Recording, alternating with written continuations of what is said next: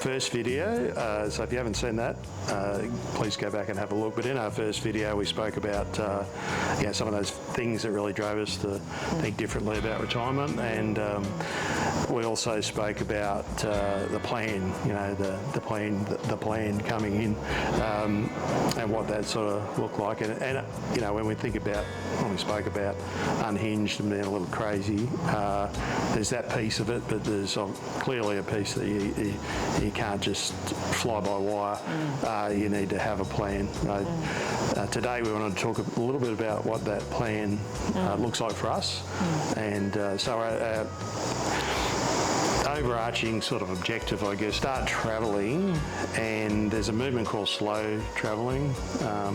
So it's kind of in that vein, where you're taking time to go around to different countries around the world, and spend 3 months or maybe 6 months or whatever it might be. Obviously there's every country's got its different visa regulations and all that sort of stuff, but then sort of moving from place to place, and it gives you that ability to meet the people, absorb the culture. And also, as I've gotten older, because we've travelled when we were younger and we've got older, I've said to Kevin, I can't do the 3-week travel and then keep travelling like from place to place to place. So this is how we've thought would be our best plan for us at our age. Yeah, I think it's like retirement, where you're not going full bore down the highway. You're starting to put the brake on a little bit and try and slow down the intensity that you could probably do when you're younger. Obviously, it gets a bit harder as you get older. Yeah. Moving all the time, packing all the time. Yeah, but it allows us also a bit more time to immerse yourself and learn. I don't want to say how the locals live, but it's kind of very much sort of is that. Yeah, because retirement is learning about different cultures and, having the time to process what's going on. That's the whole point of retirement, as opposed to when we were younger, you'd go to visit and you'd be going out and you'd be on your hop all the time, and you process things much quicker. But I need time to just enjoy where I'm at and the people and the environment and the food. So that's why we wanted to do something a little less hectic for retirement. Yeah. So that's the kind of high-level goal or objective for the plan, is to go and explore. At this point in time, we're not 100% sure where that might be, or is it multiple points that you go to. So one of the things that we're going to need to do in the first part of the plan is do some more research, and also do some travel up into one of the areas that we're thinking about, which is up into Southeast Asia, and I guess there's no better way to try something before you buy it, so to speak. Basically, is to go up there and see if that's compatible. Yes, because you can watch the YouTube, as if you're watching watching YouTube, the line. You can watch YouTube and you can see everything, and you think, that's what. But unless you actually go to somewhere, if you can, and see it for yourself and understand what it means for us, if you can do that, I think that's a great idea. And it doesn't necessarily have to be travelling internationally. You can be going to a different region or a different area of the country in which you live, or somewhere that's really a country that might be adjacent. As Australians, we're kind of stuck. Where this is it. And it's not. I'm not criticising Australia in any way, shape, or form, but we're an island. Drive to a country. You have to basically get on a plane if you want to go anywhere outside of Australia. And even you've got to go on a plane sometimes, it's like the US, to go across the country if we're going from New York to LA for example. So it's a long way in between. But we want to do, or we want to get up there and see for ourselves and spend a bit of time there and see if that, I guess, the life, right? If it fits for us, because we want to retire. We want to be able to enjoy where we're going as well. So when you think about some of the, I guess, what's the word, criteria, you're thinking about, what's the affordability, obviously. That's it. Because last time I checked, we didn't have a lot of money in the bank. We didn't win lotto. No, nothing. So we've got to live with enemy. But that's a big one. The other thing is, what are the people like, the locals like in that country? What's the environment like? Because there's areas where pollution, unfortunately, is a reality. And then there's the food, and just what's the word I'm looking for? Sort of the intensity of life. Yeah. The ease of life. The ease of life, the busyness of it all. Yes, which, as most people who are trying to retire, is like, if you've done all that throughout your whole working life, that's not necessarily what you might want when you are travelling and you want to retire. And that's something that we would like, just a bit more ease of living in retirement.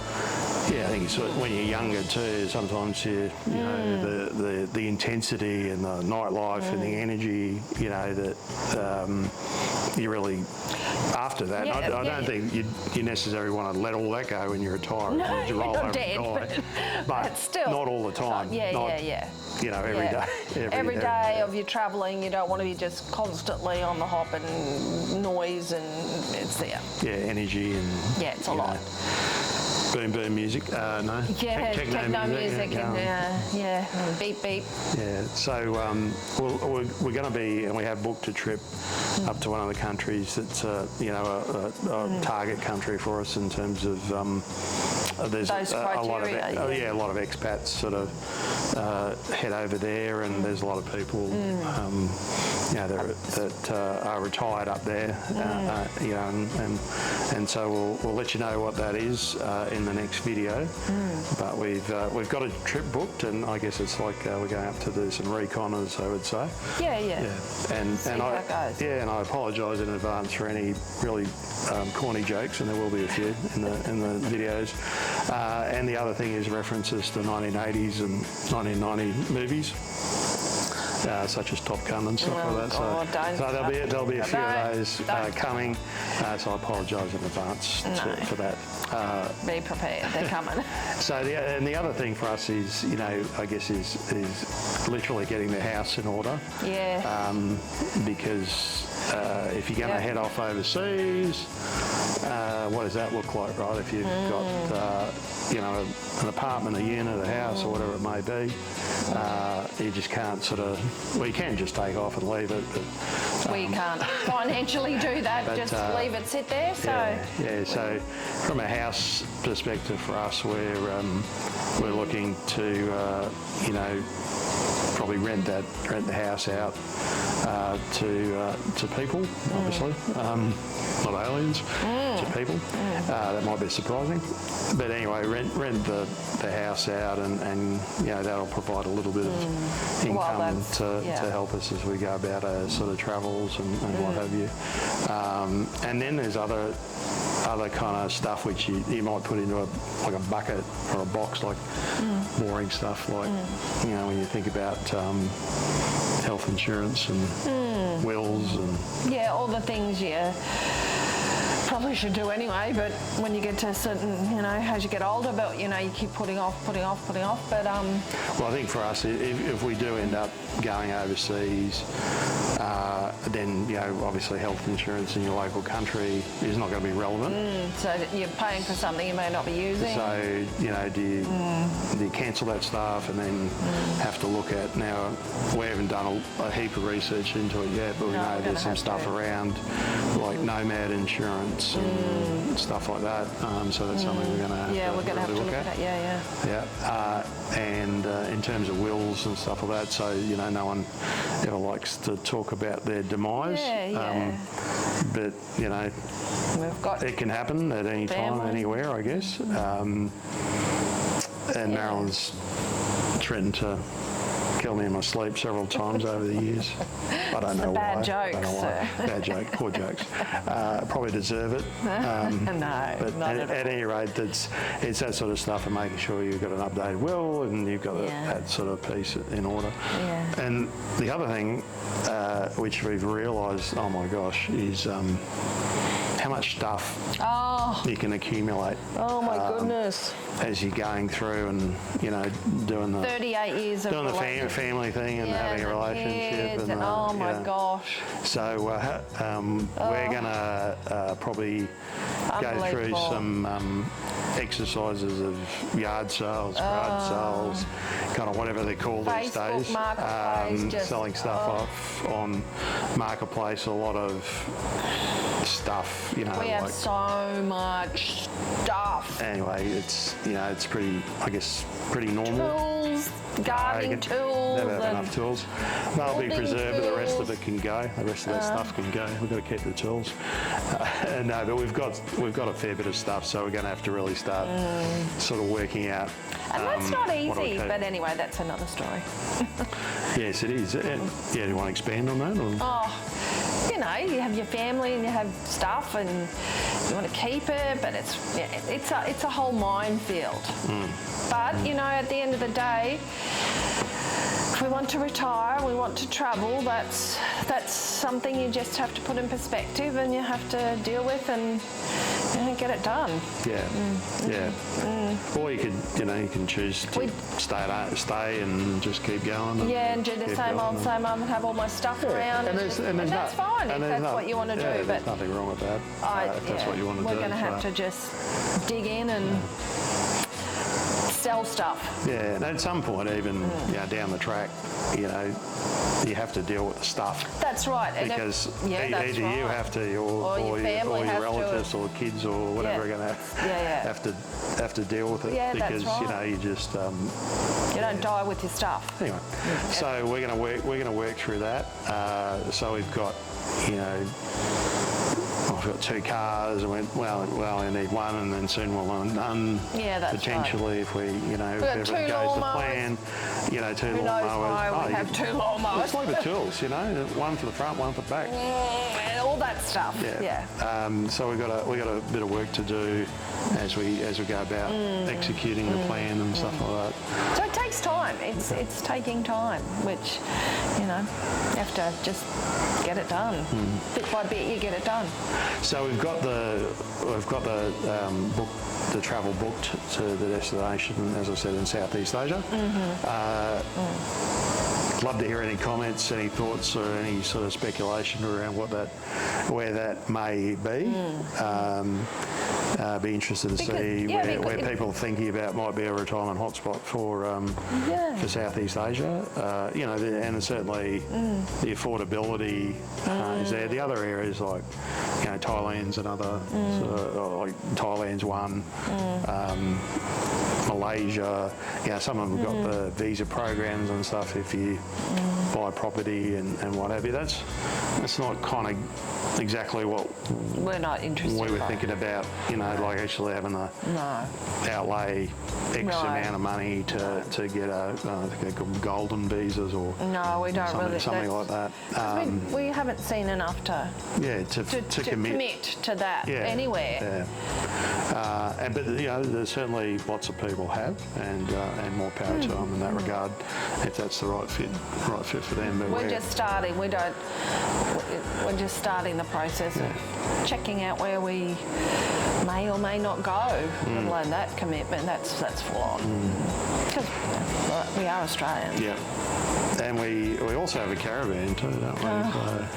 That we're going to have. Because that was the plan to, you know, go around, trip around Australia, but then and that was redundancy hits and Yeah, out the door. that changed everything. So we bought a caravan a couple of years ago. And we've owned caravans, or if you're in North America, that's called, you know it as a trailer.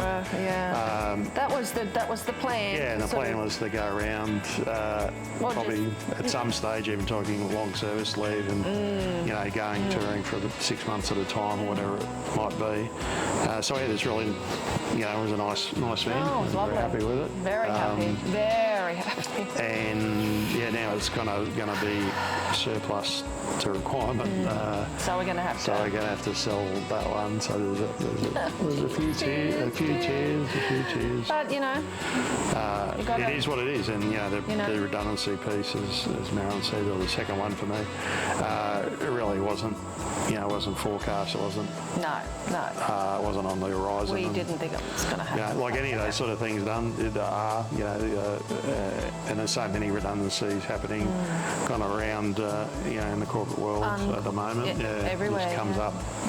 We've got to change the plan to suit the lifestyle that you can afford, basically. Yeah, the flexibility and the adaptability and.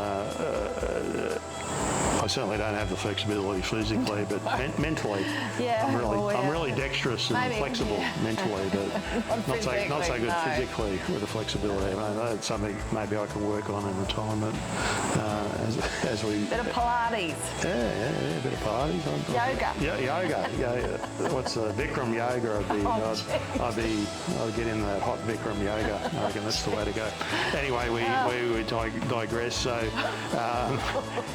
So that's kind of the elements of the plan for us, and it's really, got our objective, go and do some reconnaissance up in Southeast Asia in the country that we're thinking about that might be good for us. At the same time, we've got to sort of think about getting the house in order what we're going to do there, and what do we need to do to get that onto to become a rental sort of property, and then we've got the other elements of the stuff and what are all those other bits and pieces, including caravans and cars and stuff like that. And all the other bits and pieces of which we've got our boxes of Christmas decorations, just stuff. Yeah. Anyway, so we'll work that, and of course the legal. The legal piece in your wills and also medical insurance while you're, I guess, I don't know if it's travel insurance or that nomad stuff is travel, and so we've still got more research to do there. But we're excited about. We're nervously excited. Nervously excited. Yeah. I'm just going to mutilate the English language as we talk, as we speak. But so anxious, excited. Looking forward to it. When you get to this age, it's nice to look forward to something. So I think I know I am. You're looking forward to it too. Something different. Yeah, I think something different. Well, it's not. I sort of go between these. It depends I'm pumped and ready to go, and then I'm like, oh no, maybe we should. It's a bit overwhelming what we've got to do before we get there, but if that's the main that's the objective. The end objective is just plod the way through. Yep. Like what do they say? Who? How do you eat an elephant? I don't know. One bite at a time. Oh, geez. So no, it's just that it's overwhelming, right? Yes, it's overwhelming, and you just chunk it down. Yeah, we're just bit by bit. And back through it. So, that was one of the jokes that I apologise in advance for. And there'll be more to come. Don't you worry about that. So that's kind of where we're at. Our next video update will be as we reveal where we went to, where we're heading off to in Southeast Asia.